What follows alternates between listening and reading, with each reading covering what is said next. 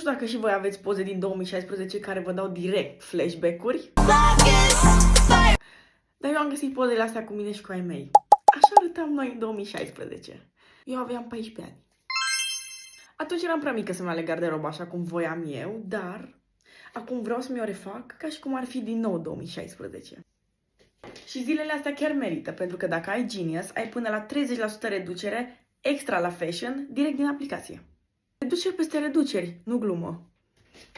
Mi-am făcut lista de favorite aici și, sincer, shopping-ul e mult mai simplu așa. Plus că livrarea e gratuită, rapidă și ajunge super repede, pentru că cu Emaga livrarea începând din a doua zi. Aș putea să iau și lui ceva, că aparent el tot în 2016 a rămas. Și livrarea se poate face la EasyBox. Iar returul e la fel de simplu. Tot la EasyBox. Iar cu Genius beneficiezi de reduceri extra săptămânale prin Genius Deals. Și de livrare gratuită. Ce mai aștepți? Fă și tu!